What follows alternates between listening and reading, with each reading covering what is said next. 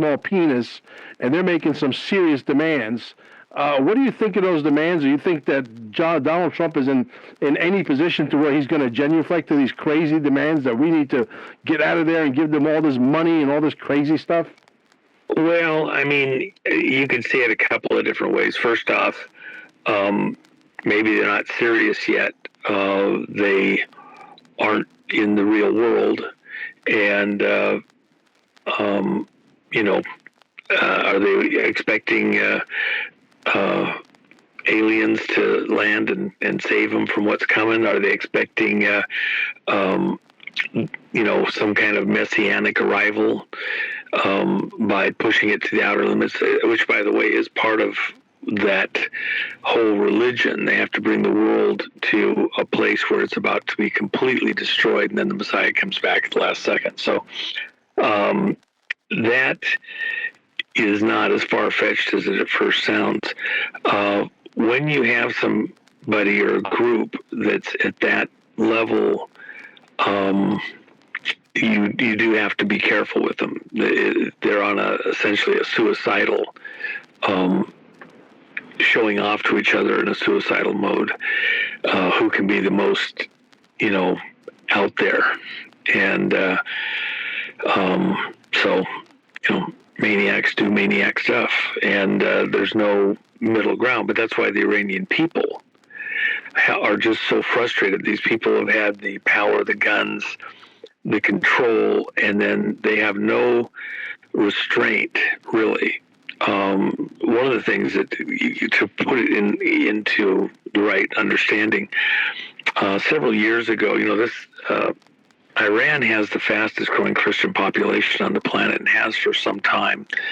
And this is the land of Esther. This is where Daniel is buried. The prophet Daniel is buried in Persia. Remember, Babylon fell and Daniel went to Persia and died there.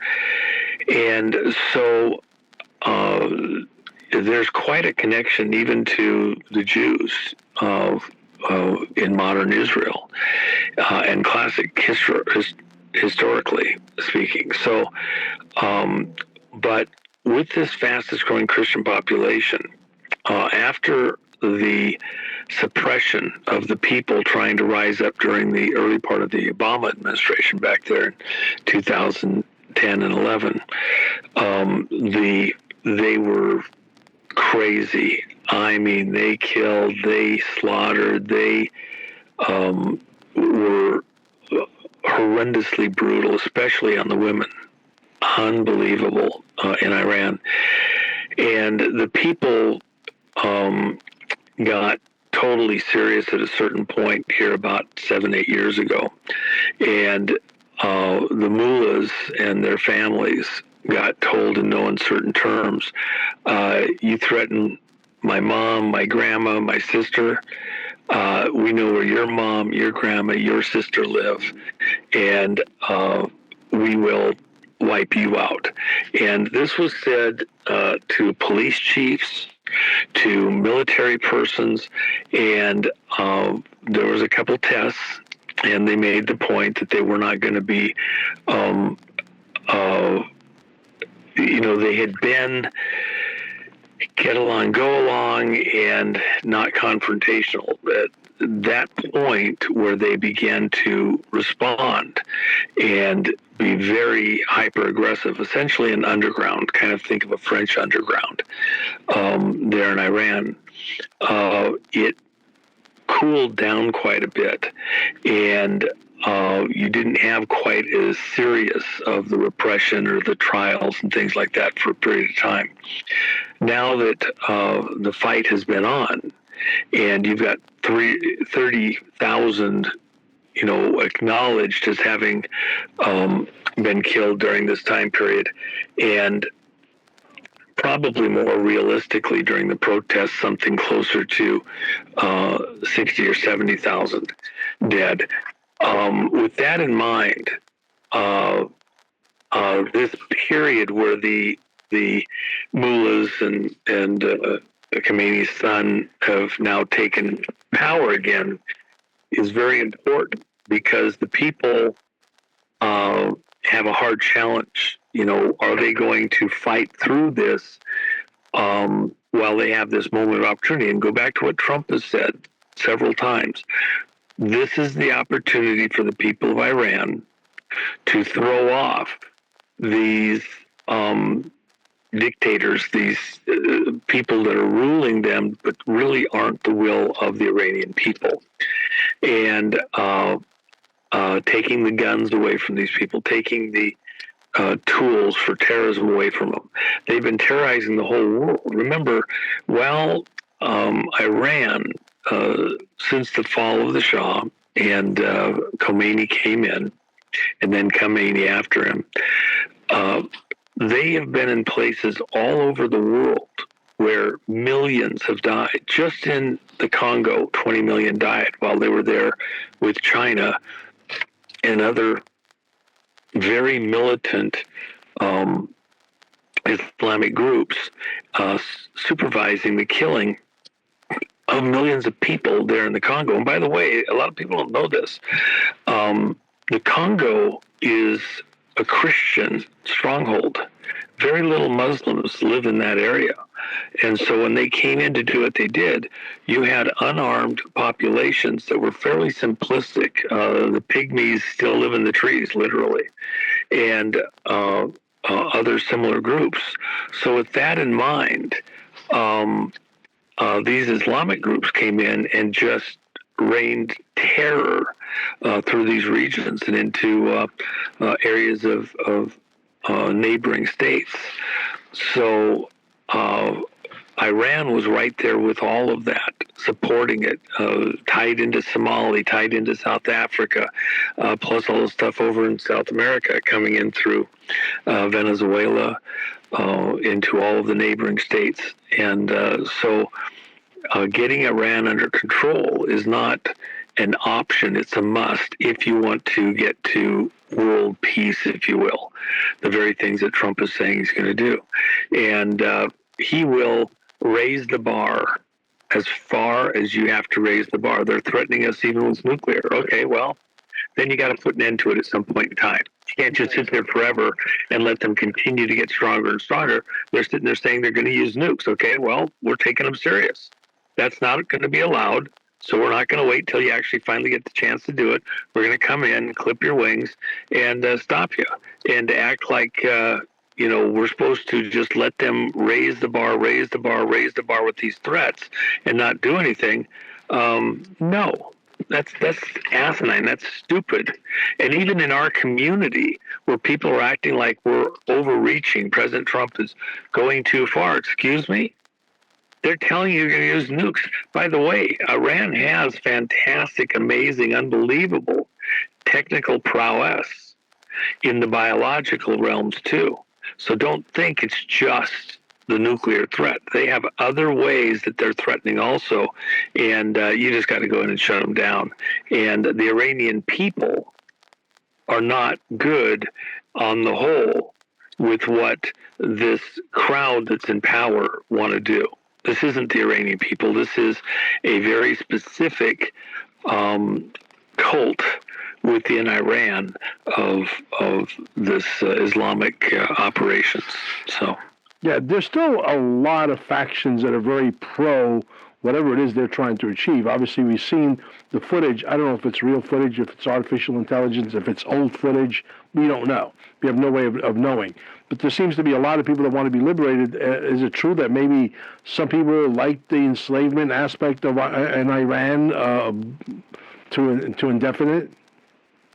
Well, the one thing you have to picture, like even the Jews, the Israelis, the children of Abraham, the children of Jacob, they were in slavery in Egypt. They went in free people.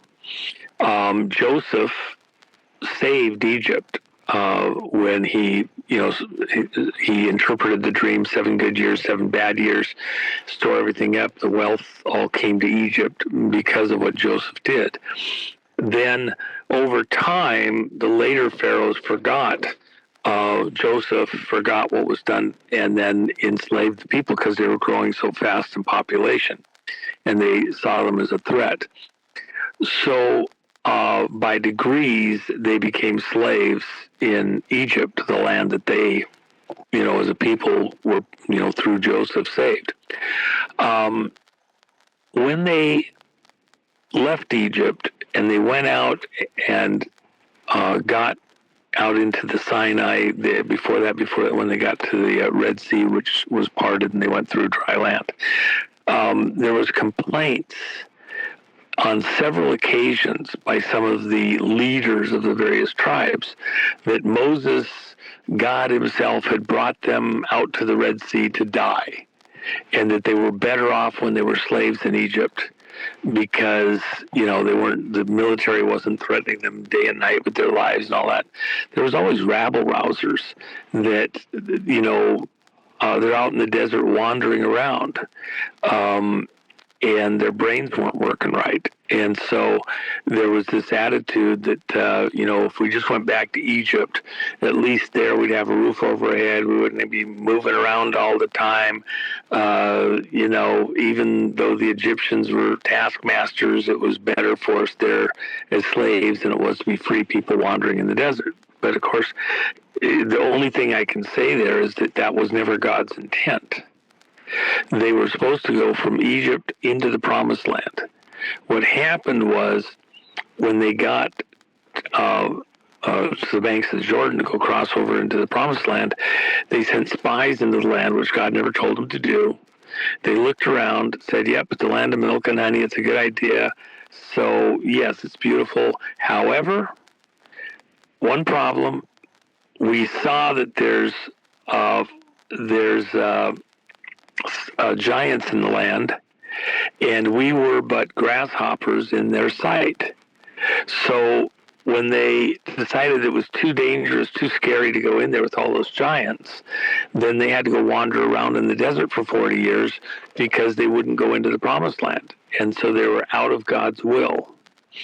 And God never intended for them to be wandering around out in the desert until that generation of scaredy cats and ne'er-do-wells, naysayers, who just wanted to go back to Egypt. Till they died out, they couldn't go in the land. And the only people that went in with Joshua and Caleb, the two spies that came back with a good report and says, yeah, we can take these giants, no problem, God's with us. Nobody over 20 at the time that the spies came back went into the Promised Land.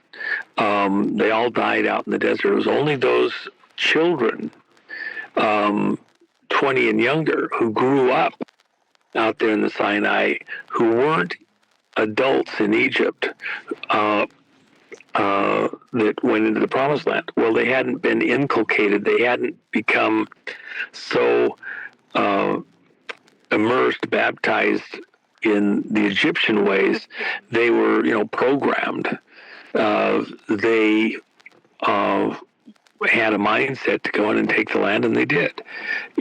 So when you say, is there, within the Iranian people, is there a component of people that would be okay with the way it is, with the oppression, with the, torments that the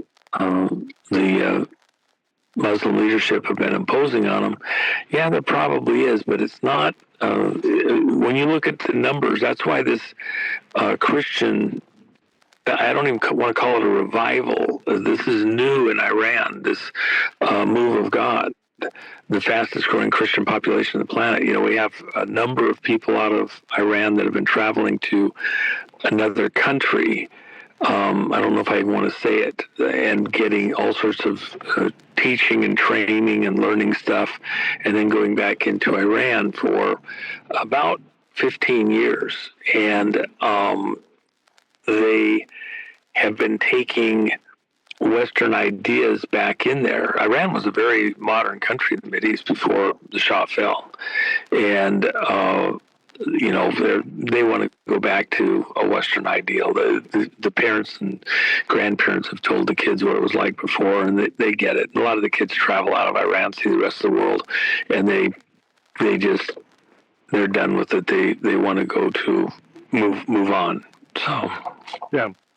One question that comes up a lot We have all the oil we'll ever need. We have an overwhelming amount of overstock of oil barrels. Why in the world are gas prices going up here in the United States specifically? I mean, the Strait of Hormuz really should be an insignificant situation for us. Why are we getting why are we paying $3.79 for regular and $4.89 for super here in Florida? It's ridiculous. Well, you go back to the gas crisis when that happened in the mid 70s, and we never had an oil crisis then either. What we had was a refinery crisis. And you get people arguing about this all the time. Look at what's going on out in California, where they've regulated the refineries to the point where the refineries have said, okay, we're out of here, we're done. They tax them to death. They're leaving California. They have to get all their gas trucked in, railed in, okay? And gas is harder to move than oil is, believe me. It's much more volatile, much more dangerous, harder to move in pipelines, etc. So California has engineered itself with their political leadership into a hell of a corner.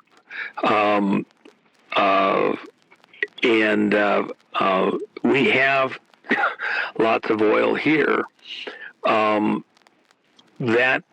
by the way, this is the other thing that you kind of have to have in mind.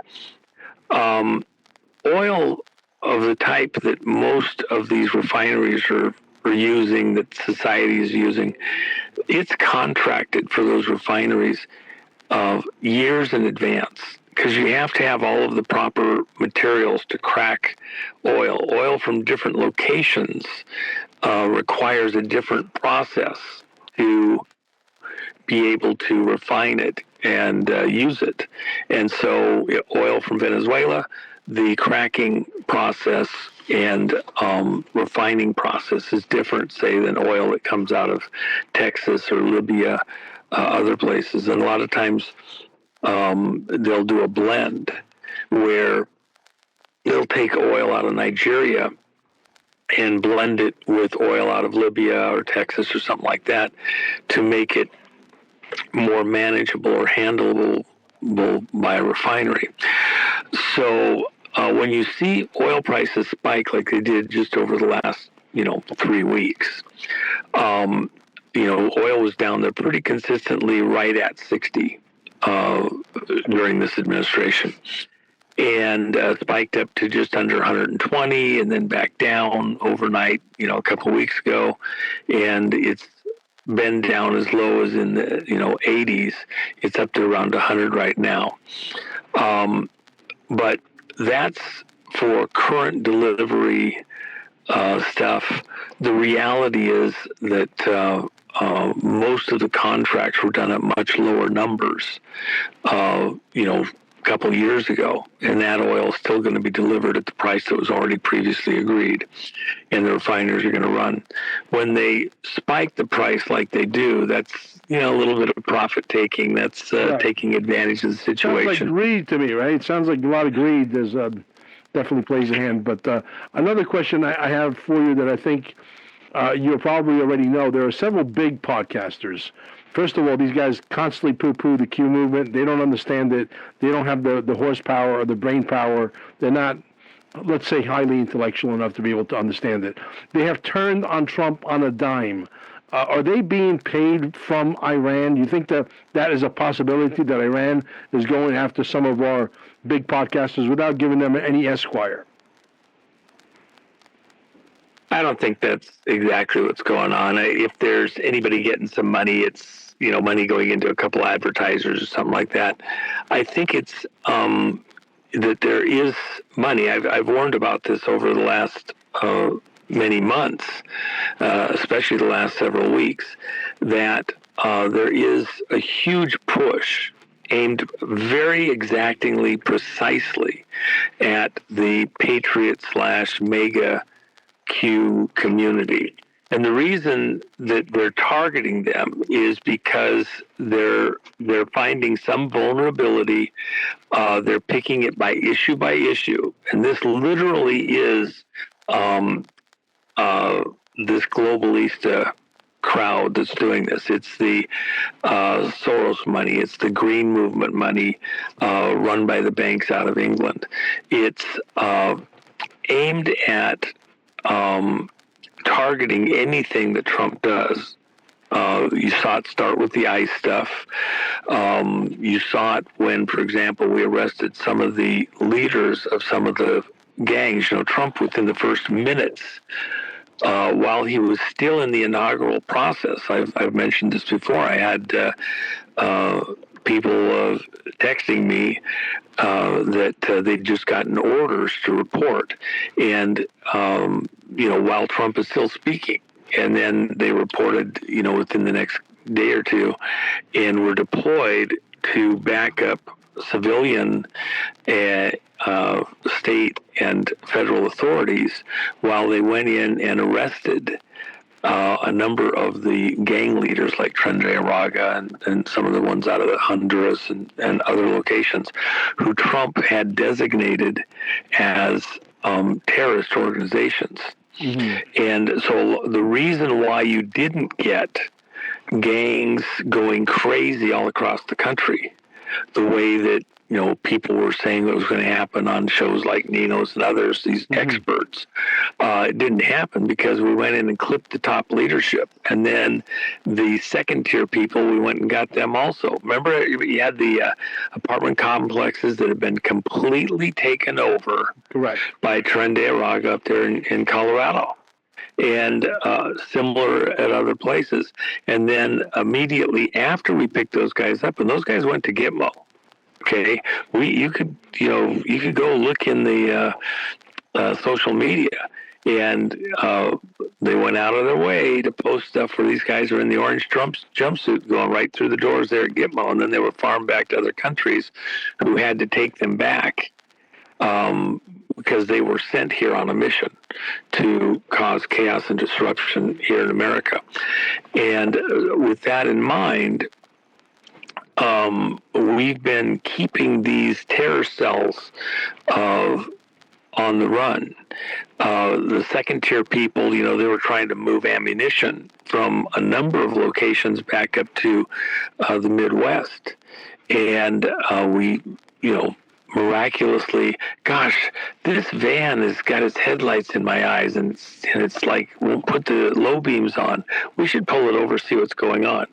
That's a great cover story, okay? But the reality is we were following these guys when they bought, gazillion dollars worth of ammunition, loaded up the vans with it. We're headed for freaking Minneapolis and Chicago and other locations. And the van's so weighted down, ammunition is made of what? Lead. and so it's sitting so low that the headlines are, shooting everybody right in the face like the high beams, Ron. Sure. And the cops use that as the excuse, but the reality is we had intel because the heads of these gangs gave us everything. Right. They would do anything to keep from going back home. They do anything from going to prison for the rest of their life back home. Okay. Yeah. So we've had cooperation on a lot of fronts. Yeah. And so people have to understand there's a huge push to affect our community and get us to, lose our roots. And Trump's doing a fantastic job. This is very edgy ground that we're on. And the other thing, anybody here that's, wants to go, kick Trump in the ass because he's doing something wrong. Remember this. We are threading a needle here to get everything. Stop Iran from supporting and pushing terrorist operations all over the planet that are killing huge numbers of people. By the way, over half the people that died in the Congo were under the age of 20. Right now, today, people don't even know it. You got over 2.5 million refugees in Uganda up on the Congo border, and over half of them are under the age of 18. the UN cut off food supply support for them months and months ago. So there's been all sorts of efforts to keep them okay. But those are all kids. What are they supposed to do? Where are they going to go get a job? How are they supposed to survive? Go back in the Congo? The fight's not over there yet. We're still wrestling through all sorts of issues there, and it's a work in progress. Yeah. But also remember, beyond all these other things, we still have a threat that is not immaterial. And in fact, even the stuff coming out of Iran right now, they're intonating in their conversation that they have nuclear material, that they have material for bombs that we're not aware of. Correct. So they're still saying they got it. Yeah. And of course, the kiss up was going on there in South Africa. By the way, when South Africa was hijacked and stolen from the South African people, same way Iran was, when that happened through election fraud, by the way, they had enough nuclear material to build 6 bombs. South Africa and Iran were doing naval maneuvers and joint training as recently as 3 months ago, still getting ready to do something. South Africa with Ramaphosa, he's the one that Trump kicked in the ass right there and pantsed right there in the Oval Office over the killing of the white farmers. Yeah. And the president was like, I haven't seen this video before. I don't know what you're talking about. Really? Gosh, this is news to me. Exactly. Hey guys, don't forget thejennifermac.com. Thejennifermac.com.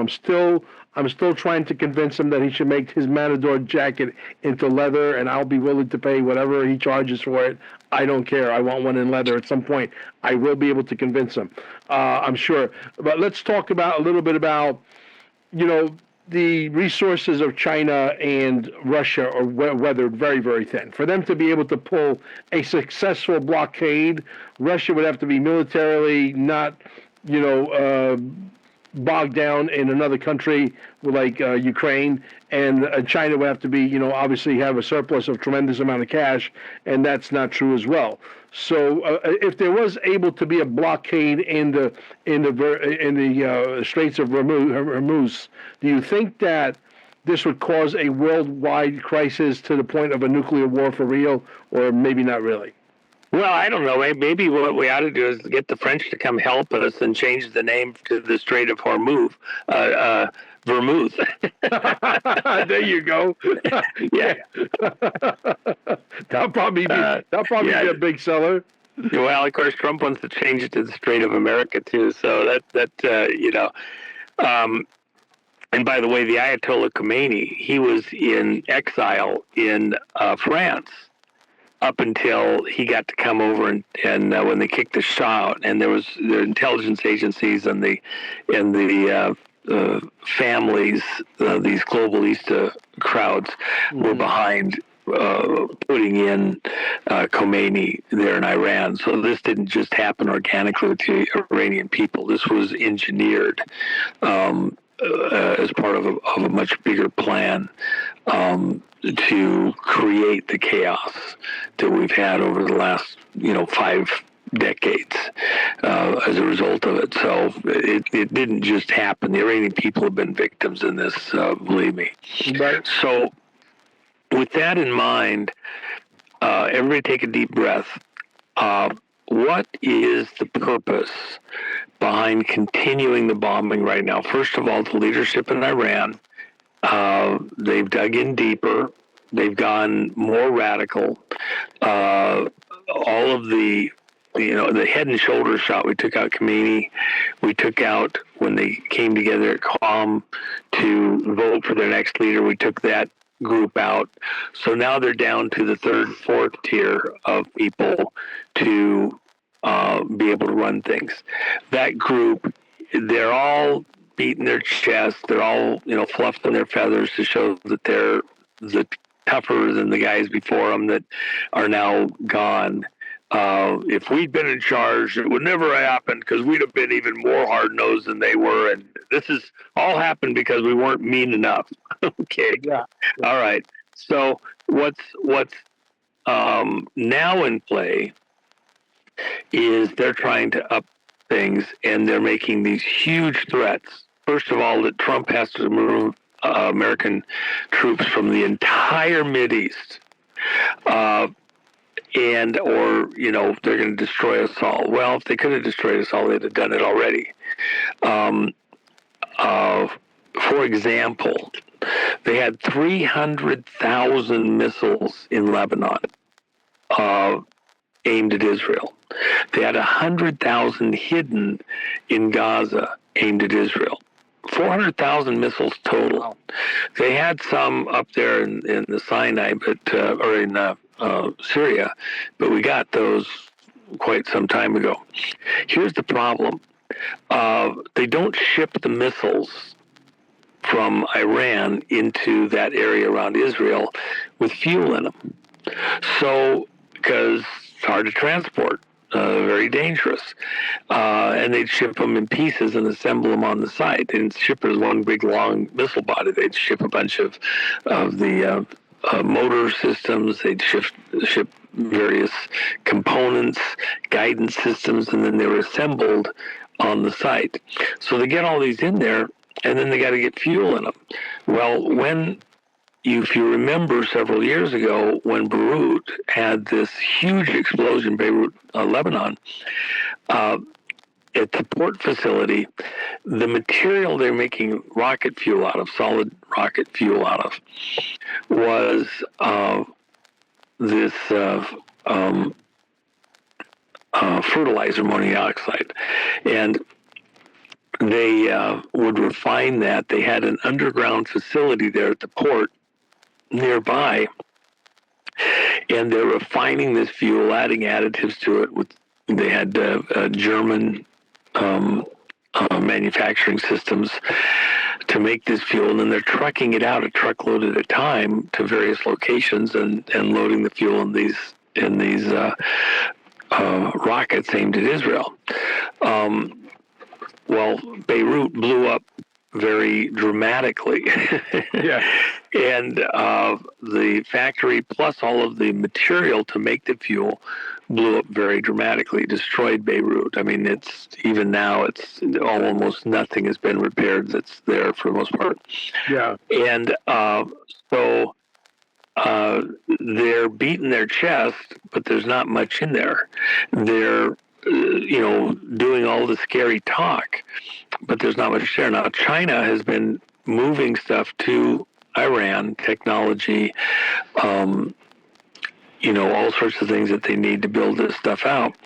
But we've kind of cut China off in large measure from being able to do stuff there in Iran. China was getting oil for pennies on the dollar out of Iran for sharing technology. And because Iran's in all these sanctions, they couldn't sell their oil without issues. Same thing with Russia.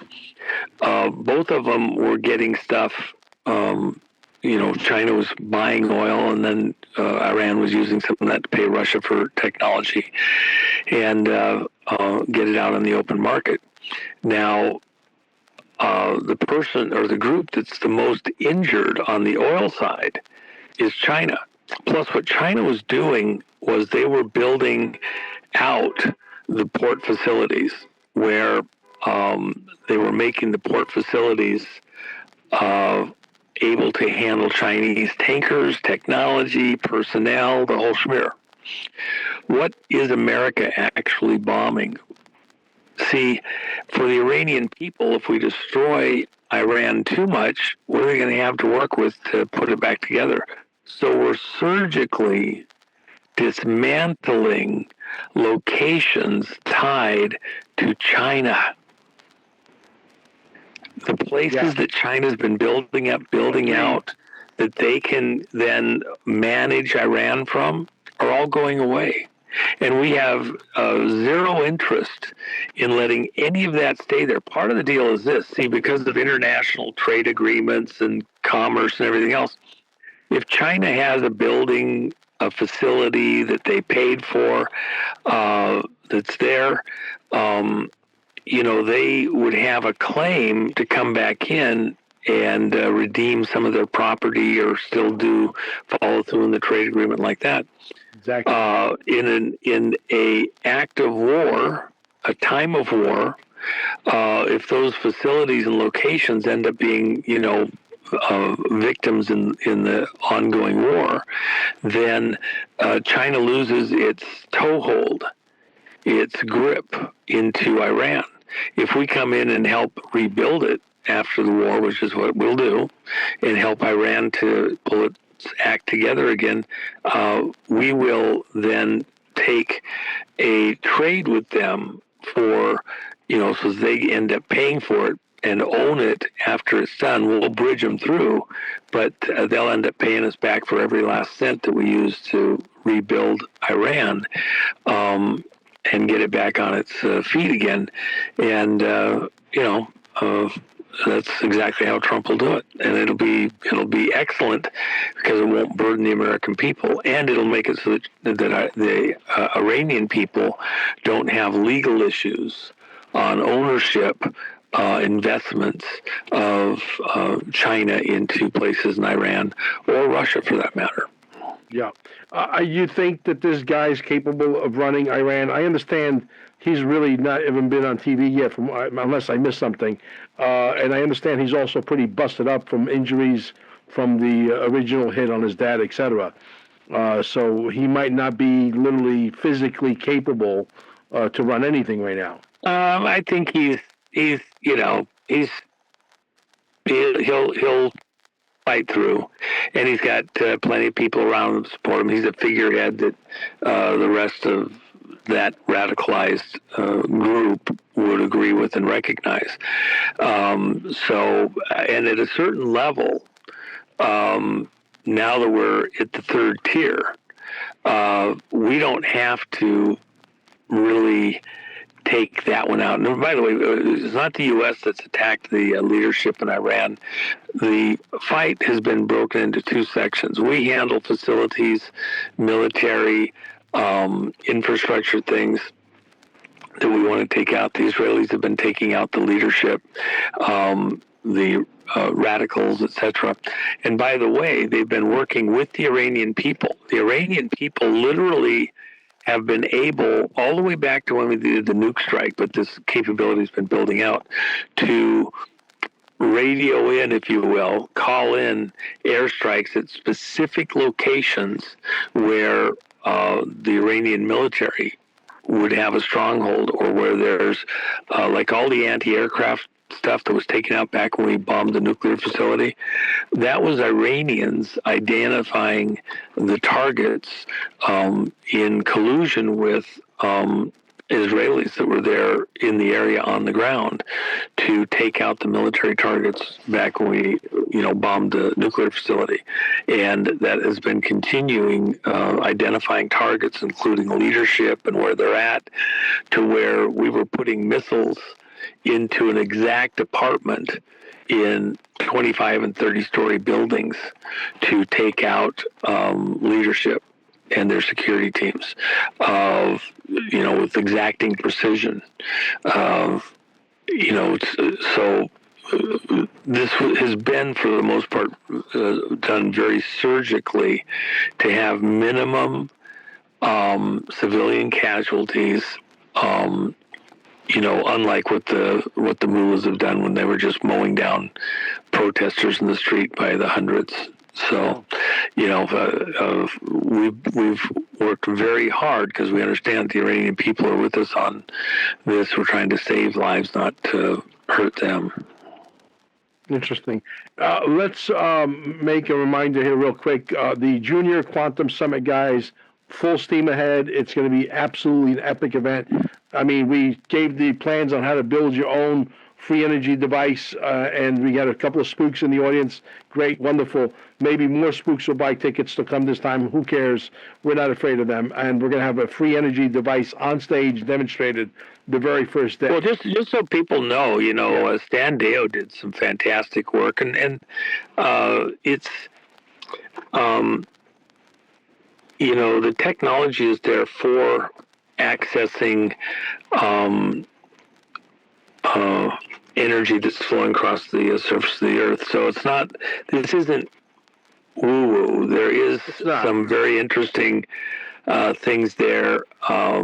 Deep breath, some more efficient, effectual, etc. There's an investment. You could say at a technical level, we all survive every day on free energy. You get sunlight. The world runs on sunlight. Okay, yeah. If you're going to utilize it in an electrical system or something like that, well, you've probably got to make an investment in some solar panels. I remember one of my friends years ago built his whole entire home around, he had a huge piping system under his house in rock where he was storing heat in the daytime with water that was heated on panels on the roof, and then at night circulating that water through the house to have a nice even temperature. And he did have to, run electric pumps to circulate that water, but even the pumps he had on a battery bank so that he could function. He lived in an area that was very cold. He did use heat in the winter time because it'd get 10, 15 below where he was at. And so he'd supplement it a little bit, but it was still, his power bill over the course of the whole year for heating was very, very thin. Well, so it wasn't free energy, but it was very, very low cost. There's an investment that is required for most all of these things in the equipment. And so you're just trying to find much more efficient ways of tapping what's there for the earth. You grab, we have properties where there's underground hot springs.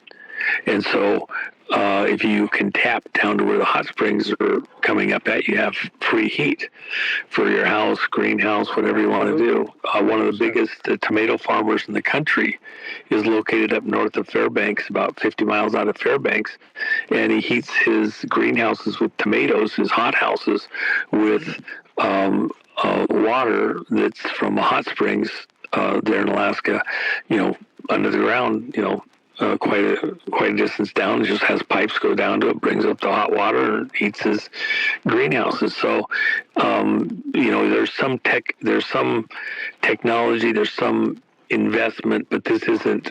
There's different levels of tapping some of the energy supply. Of course, what Tesla was doing was just adding a pulse to the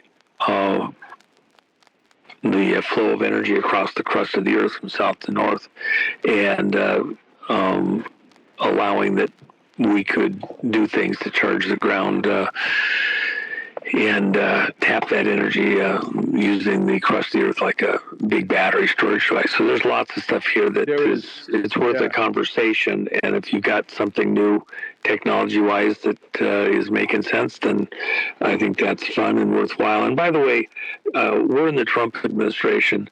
We're not being fought the way it once had been being done on new ideas and technology like that. I wouldn't expect any opposition at any level right now. The people that were fighting the citizens on some of the stuff which was happening are Obama, Biden. They're not in the same zone right now. They're trying to choke back the energy use. Totally. And so that we would have to buy their green energy and, on their green meter. And they were green with envy with anybody that had any other way but theirs. So they're getting their ass kicked. While we're on the subject, Juanito, I've been going down this rabbit hole for the last 5 days, and I can't get enough information. Have you ever heard of a concept of building a home with rammed earth? Yeah. Okay. Nobody knows about this. Yet the wall of China was built on rammed earth. It's still here today. The pyramids built on rammed earth. They're still here today. They don't want you to know about it because your energy bill is going to go down by like 98%. Number one, you never need heating and you never need air conditioning ever. I mean, it's and you're surrounded by earth, which is it's like you're being grounded all the way around. The energy is through the roof. I'm thinking about buying a lot and maybe potentially building the next Staying Alive facility with rammed earth because of the energy field. Plus, I got a few other things that I'm working on that will increase that energy by a factor of 24,000 times. Not bullshit, real. So, and I can't get enough. I mean, like, I want to get somebody who is into the rammed earth, a contractor who does rammed earth homes, to come to the Junior Quantum Summit on the 28th and the 29th and come on stage and tell people about. Everybody needs to know about rammed earth. I want to make sure if anybody knows anybody out there that's into rammed earth and building these structures, I would like to have them on my show. Okay, that I am so into it. It's unbelievable. But anyway, there's certain types of material that are more favorable than others. But in any area around the country, you've got locations that are usually pretty convenient where some of the material is more available than others, and it's a conversation. Well, I mean, there's that's in your backyard. It's got there's some that's better than others for different reasons, and you can use, sometimes you can use what you have right there in the yard readily. Other times you want to do a blend because there's certain properties that you're looking for, and so you'd have to just do an assessment. For example, right down in your neck of the woods, the guy Scallion, who built the gardens there that has all of the unusual properties. I think it was Edward Scallion. I forget what he called his little facility there. But he chose that exact location. A lot of people thought because it was exactly within a certain point in the energy grid moving across the earth. No, what it was the material that was there that in that exact area had to do with the limestone like that. Yeah, well, soil is great for you. You know why? The first 2 inches is sand. After that, there's clay. And then you just need to put some gravel and some little bit of lime and cement into 12% cement, and then you just pack it in really, really tight with the machines, the vibrating machines, and they pack it in really, really tight. And the actual designs of it and the waves, gorgeous, absolutely stunning. I'm in love with rammed earth construction. I really am. Well, the only other thing I would say is that you can also, I think, there's a conversation to be had with using a little bit more of a slurry of the same material, but doing it as a printed home and a little bit easier to work with, even though you got to spend, $50,000 for the actual machinery. You can spend $100,000, but I think you get pretty close if you start looking at it, going at it that way. And the only other thing I like about doing it with a printed system is for various reasons. If you're going from the energy side, just like you have a sheath around the wire on stuff where you're running circuits like that, you can run a intermediate material to do a layered effect, one or two layers of foam in there or other similar materials between the printed areas, and you're literally just running extrusion for the whole thing. It's pretty aming. And the stuff that they come up with is unbelievable. I'm actually surprised you know about it. Is there anything you don't know?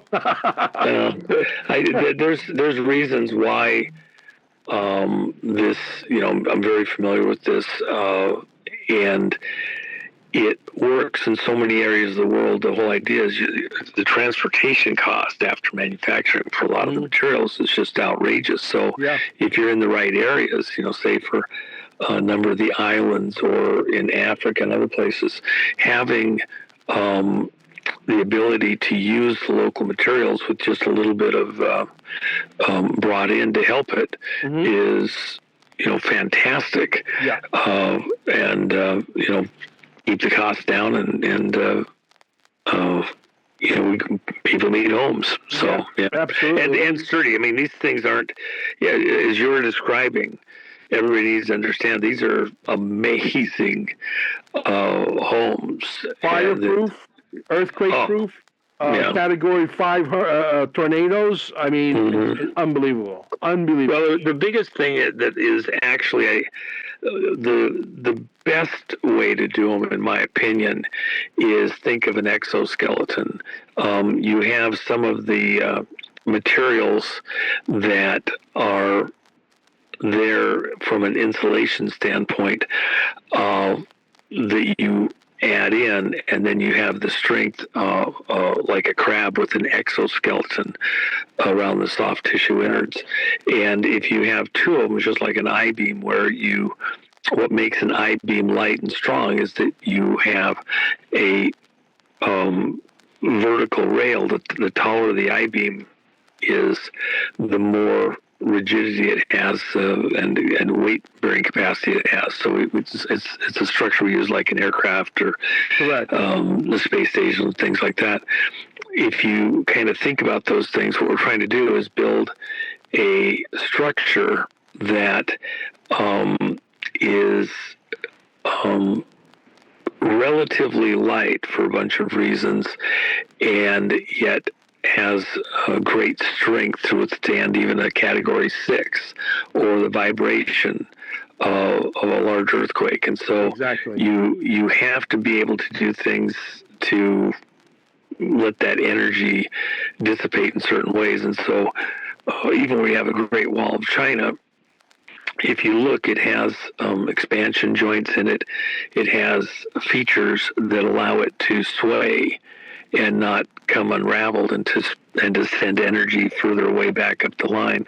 Yeah. And so anytime you're doing something like this, you need to have the ability to get the energy out of the building if you've got a large quake and room to move internally. So there's amazing stuff that these guys have come up with in the designs that make them survive. Unbelievable stuff. Yeah, truly. And there's also now they're moving towards these big machines that actually will print a block or a cinder block, like solid, that have like Lego type components underneath where they just stack on top of each other. And you have a hole where you can put rebar in it. I mean, all kinds of crazy stuff, right? Just amazing stuff. I mean, the machinery. There's a machine that I was looking at. You could build one of these homes like in days, because you're actually building the blocks that dry out. Once they're dried, they're as hard as anything. You can't even, if you shoot it with a 50 caliber, your 50 caliber projectile will not go through it. And they're amazing. So you can actually stack them on top of each other like blocks. And anybody could build, any dodo bird can actually build a house. In this type of stuff, more often than not, what you actually want to add to it, the material you want to add fibers to it. Yes. That those fibers have tensile strength. Yes. And so, for example, when you're doing carbon fiber manufacturing, you have a lot of excess that ends up getting cut, isn't used from the patterns that are done. Mm-hmm. That carbon fiber material is not waste, technically. Exactly. You just run it through a shredder that breaks it up into the various fibers, of different lengths.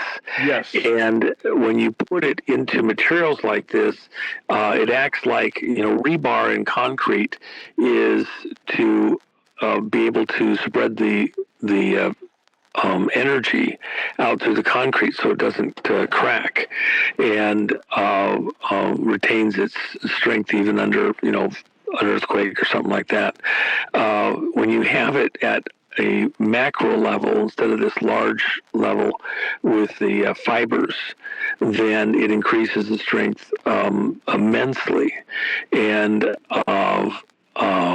that's what's often used. There's other things that are probably better with longer strands, and in these materials. That's why I like the extrusion too, because you get a much more even distribution of the strands in the printed systems if they're adding that fiber for strength and like that. And then again, being able to send energy, like say, a bullet or a mortar or something like that.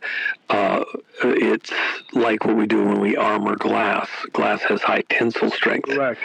And so, but it's very brittle and it can break. So if I add a film on the surface of the glass, a plastic film, if something hits it, even a sledgehammer, yes, you can break the glass underneath it, but it spreads the energy across the surface of the glass. Yeah. And it's very hard to put a hole in that glass, even though you can shatter it a few hits.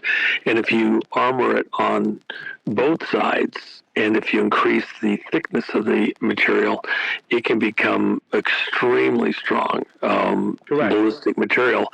And the glass is, glass on its side, you can take a piece of glass by weight, and it can carry at a bare ass minimum 10 times if you have a proper grip on the glass, 10 times the weight that the same size sheet of steel can carry.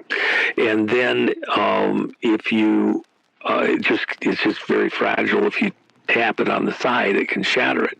But just straight gripping vertically, it has incredible tensile strength.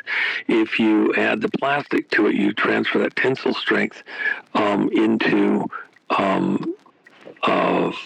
strength across the whole surface that can absorb energy and not break as easily, and still have that tremendous holding capacity. So if you get right down to it, and this is why I'm saying this, while you can do it with the ground itself, adding an exoskeleton of a glassified material, a ceramic, if you will, the amount of material you need to have the same effect goes down radically. If you needed a concrete block or an earthen block that's a foot deep, you can cut that down to maybe only needing 4 or 5 inches with a simple coating of little chicken mesh wire or something like that, and it'll have the same strength and be much lighter on the ground for, not sinking into the ground or shifting and things like that. So anyway, a lot of the beautiful thing about this concept is that if your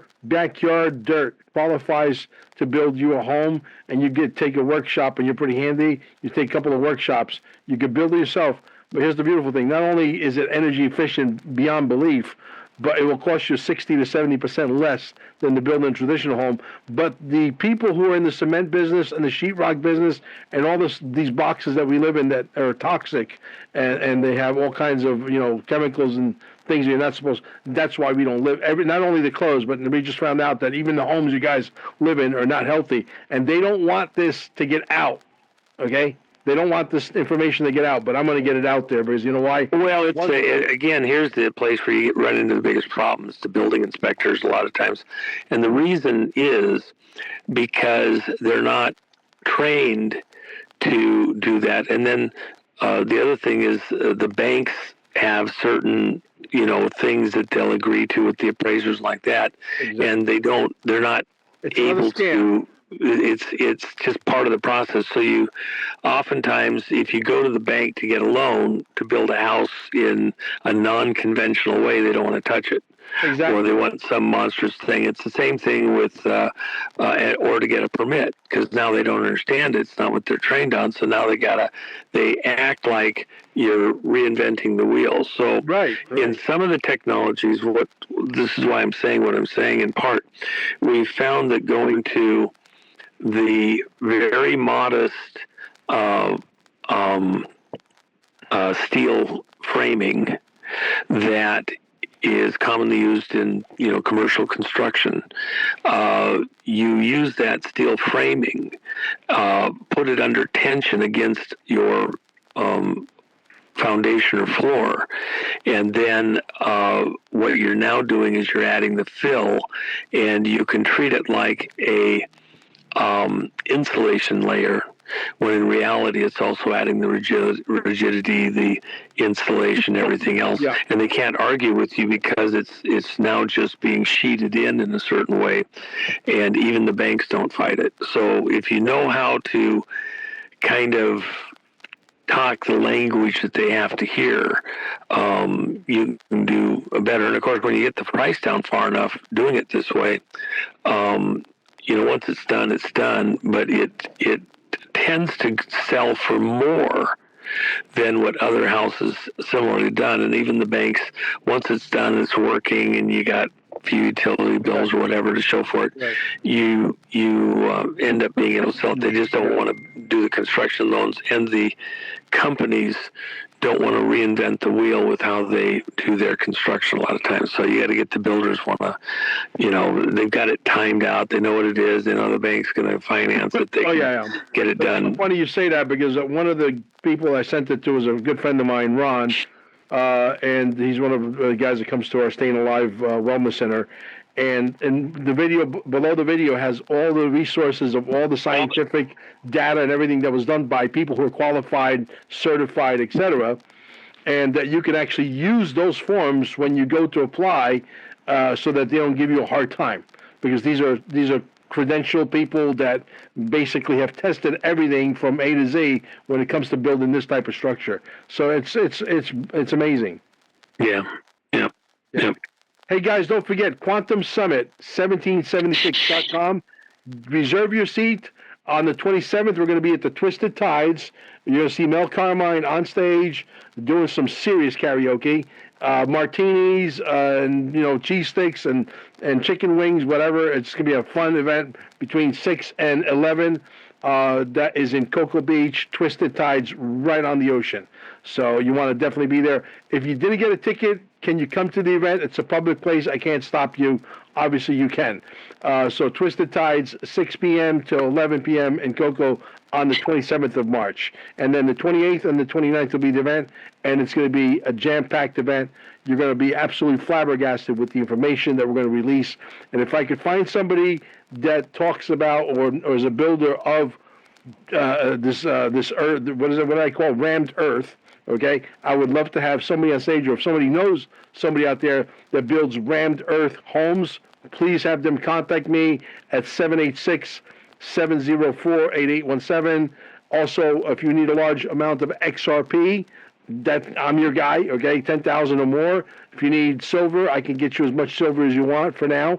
How long that's going to last, we don't know. 786-704-8817 is not for socializing. It's for business. Send me a text message. Thank you, Juanito. You're awesome. Yeah. Yep. I can't believe we got off track and we start talking about these monolithic homes that are incredibly insulated. And I'm surprised you know anything about it, to be quite honest. Well, the one thing that everybody here needs to be mindful of is, of course, you're coming out to the event that I'm doing in Vegas a couple days before your event, and I appreciate that it's a very tight thing, but I want you to be able to talk authoritatively concerning what's coming in the bond market, and it's going to affect every person listening in a dramatic way as this builds out. We're trying to take the edge off of it. Even if you're looking at purchases of land or building or things like that, you may want to look at timing and not get caught flat-footed at this critical moment. And there's a reason why we push hard on the tangibles, but that doesn't include property, which is normally a good thing, of having material that will survive what's coming and then be able to reinvest. America's going to do great, but we got a really serious problem that's coming, and it's a lot of the reason why Trump even was brought in to run. Once you understand that, there's things that can be done to kind of prep and get out of the way, but you're not going to stop what's about to happen. And you'll get tuned up a bit on this when you come out here. And as I've said, and I'll just say it for listeners, I'll try to make it out to Florida somewhere in your event if I can, and it'll be a bit tight because I've got quite a few people coming in, and I'm staying there in Vegas to meet privately with other folks. And by the way, we have one thing that's breaking right now. O'Keefe, if you go over to his site, he's breaking something happening within the Indian tribes and like that. And we have, love O'Keefe. I love yeah, it. there's an aspect to that will be breaking during our meeting too. So yeah, one last thing, Juanito, do you think this war is going to last another month? Well, the war at some level is not going to be over for the next decade. And the reason is because the main fighting will come to an end. These guys want to lay down their weapons and, decide that they're not going to, fight to see everybody die. Great. But if they're not going to do that, then, they'll die. And, they want to fight to the death. Okay, well, we're here to, assist you. Your wish is my commands. I mean, look at how they keep telling the world how effective they've been against America. Do you realize how many of the American missiles have been completely destroyed over and over and over and over? And Iran hasn't, the mullahs, this crowd hasn't had to lift a finger. All they have to do is stick their chest out and, blab away, and America's missiles, every time they hit one of these buildings in Iran, destroys our missile again. Darn it. Their buildings are destroying our missiles every day, and we can't, what are we supposed to do? Totally correct.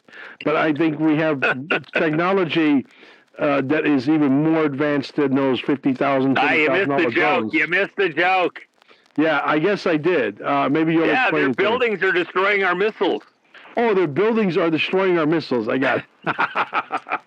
You just went over my head. I got so many things. They don't have to fire the buildings. The buildings don't have to lift off or anything. They just keep destroying our missiles. They're very effective at destroying our missiles. Yeah. Well, what do you think of the laser technology that we have that only costs us like less than $100 to shoot all of the stuff out of the sky? Some of the stuff that we have is down to literally pennies for certain of the stuff. And of course, that's the whole point. Iran fired a couple thousand missiles at Israel, and a couple dozen got through.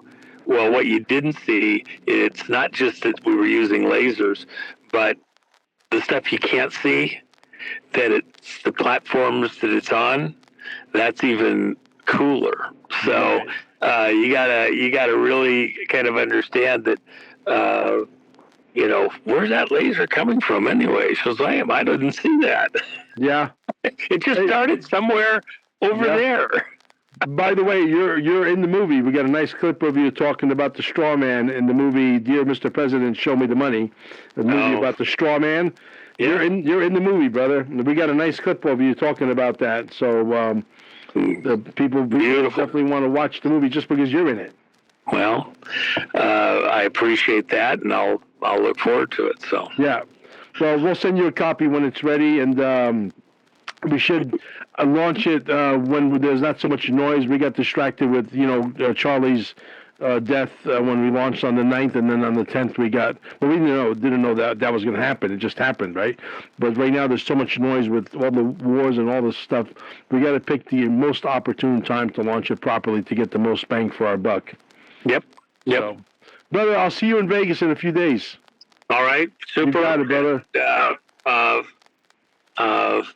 Also, we've got a special deal over on the silver at All And secrets thank you at gumroad.com, so Yeah. people can go over there if they want. And thank see you what's for there. allowing me to bring a guest, XRP Shaman, who's Yeah. a good friend of mine, and he's a very dear friend. I trust him with my life, literally. So Super. these are all great people. Thank you so much, brother. We'll see All you right, bro. soon. Bye-bye. All right. Sounds good. Bye.